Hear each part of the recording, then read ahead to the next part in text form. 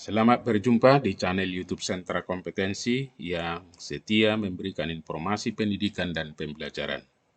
Semoga kita dalam keadaan sehat, semangat dalam mengemban tugas mencerdaskan anak-anak bangsa. Kali ini kita akan membahas tentang pemantapan persiapan untuk memulai semester 2 tahun pelajaran 2022-2023. Tentu saja hasil refleksi apa yang sudah kita kerjakan di semester 1 menjadi pedoman buat kita untuk memperbaiki kembali persiapan kita di semester 2. Mari kita ikuti Bapak dan Ibu paparan berikut. Kita ketahui tugas pokok guru itu di dalam proses pembelajaran ada 3, yaitu perencanaan, pelaksanaan, dan asesmen. Ini yang harus kita persiapkan setiap awal semester. Kali ini kita akan coba mantapkan kelemahan-kelemahan yang kita temukan di semester 1 akan kita perbaiki di semester 2. Nah, bagaimana langkah untuk melakukannya? Mari kita lihat. Yang pertama, kita kembali melakukan analisis terhadap capaian pembelajaran.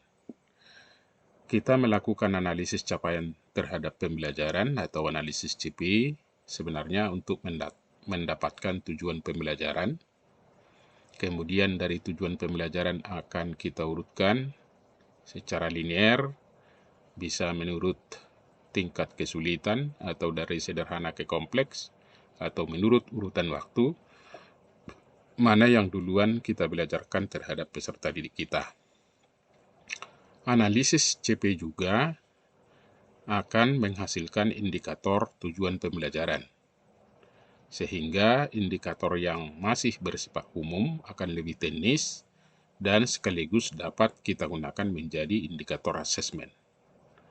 Kemudian analisis CP juga akan menghasilkan dimensi profil pelajar Pancasila, baik elemen maupun sub-elemennya, yang akan kita perkuat ketika proses pembelajaran intrakurikuler kita berikan. Jadi ini sangat penting. Penguatan profil pelajar Pancasila itu bukan hanya di dalam proyek, tetapi juga di dalam kegiatan intra, bahkan di ekstrakurikuler maupun di budaya sekolah. Analisis CP juga akan menghasilkan nanti alokasi waktu per tujuan pembelajaran. Nah, jadi ini kalau sudah kita lakukan analisis CP, ini identik dengan kita selesai menyusun silabus di dalam kurikulum 2013. Artinya, inilah menjadi silabus yang kita gunakan. Agar lebih mudah, sebaiknya kita susun di dalam format analisis CP, yaitu kita masukkan di CP itu adalah Beskap 00033 tahun 2022, kemudian kita jabarkan menjadi tujuan pembelajaran. Kita ketahui tujuan pembelajaran itu berisi kompetensi, konten, dan variasi. Kalau sudah sampai kita ke variasi akan sangat baik untuk mempersiapkan anak-anak kita hidup di abad 21 dengan adanya 4C. Kemudian kita urutkan, itulah yang kita sebut dengan alur tujuan pembelajaran. Masing-masing nanti tujuan pembelajaran itu kita jabarkan lagi ke dalam bentuk yang lebih teknis yang kita sebut indikator tujuan pembelajaran. Nah, di sini nanti sudah kata kerja yang sangat operasional. Kemudian kita tuliskan dimensi maupun elemen, sub-elemen yang akan kita perkuat, yang akan kita contohkan, dan kita biasakan di dalam proses pembelajaran. Baru nanti kita perhitungkan alokasi waktu yang kita gunakan dalam membelajarkan satu tujuan pembelajaran. Nah, inilah nanti format yang akan kita gunakan dalam menyusun modul. Nah, yang kedua yang harus kita posisikan ulang atau mantapkan kembali, yaitu bagaimana kita merencanakan asesmen diagnostik, atau lebih tepat kita sebut asesmen awal. Ini ada dua, asesmen kognitif dan asesmen non-kognitif. Asesmen kognitif menjadi tanggung jawab guru mata pelajaran.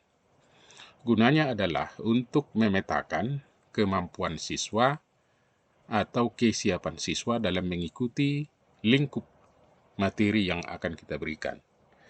Jadi akan terpetakan berapa orang atau berapa persen anak kita belum siap, berapa persen atau berapa orang yang sudah siap, dan bahkan ada yang sudah sangat siap.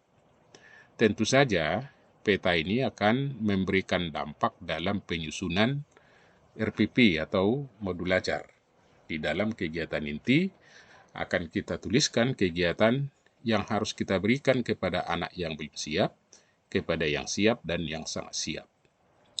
Nah, kemudian, di dalam proses pembelajaran ketika kita menggunakan data dari non-kognitif, ini akan menghasilkan gaya belajar. Ini nanti boleh kita minta bantuan guru BK. Tentu kalau di tingkat sekolah dasar adalah guru kelas. Gaya belajar nanti bisa kita bedakan apakah itu visual, audiovisual, dan kinestetik, atau gabungan keduanya atau ketiganya malah. Nah, kalau misalnya kita memperoleh data di kelas itu lebih banyak visual, maka nanti akan mempengaruhi juga modul yang kita susun, di mana kita akan menyediakan bahan-bahan yang harus diamati oleh peserta didik. Karena kekuatan visual itu adalah di mata. Jadi, kita harus mempersiapkan bahan apa yang harus mereka baca, atau media yang harus mereka lihat, atau semacam peta atau bagan atau amatan apa saja yang harus kita berikan. Karena mereka memiliki kekuatan untuk melihat sesuatu atau mengamati sesuatu. Kemudian bisa juga kita berdasarkan minat, bakat yang ada di potensi masing-masing anak-anak kita. Ini data ini memang lebih baik berasal dari guru BK.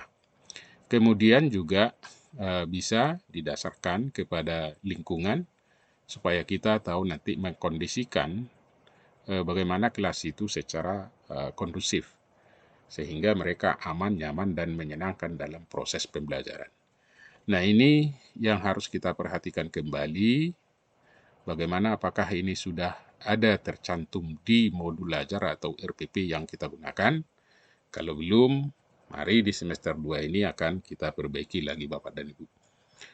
Kemudian yang ketiga, setelah data asesmen kita peroleh, kemudian sudah ada tujuan pembelajaran, maka kita tuangkan dia ke dalam modul ajar. Modul ajar ada dua jenis, yang kita pilih mana yang lebih tepat kita gunakan. Boleh modul ajar yang berisi 16 komponen atau modul ajar yang terdiri dari 3 komponen. Yang 16 komponen memang harus kita akui dia lebih rinci dan lebih lengkap.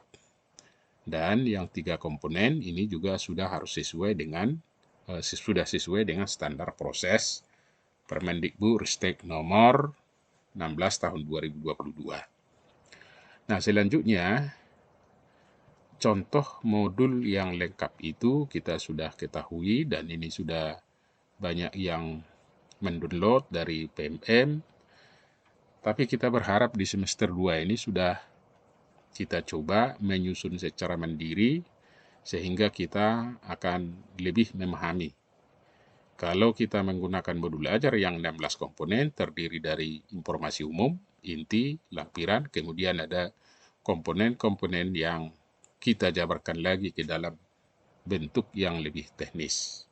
Dan ini tidak mengikat, fleksibel, bisa dikurangi atau ditambah. Kemudian, ketika kita menggunakan modul ajar yang 3 komponen, boleh kita menggunakan identitas, kemudian tujuan pembelajaran yang kita ambil dari analisis CP tadi, baru kita uraikan kegiatan pembelajaran, mulai dari pendahuluan, kegiatan inti, dan penutup. Kemudian asesmen juga seperti itu, kita rencanakan kian, formatif, semester, kemudian sumatif, apakah itu sumatif lingkup materi atau sumatif semester. Nah, ini sudah 3 langkah yang harus kita perhatikan sehingga persiapan-persiapan kita di awal semester ini semakin baik.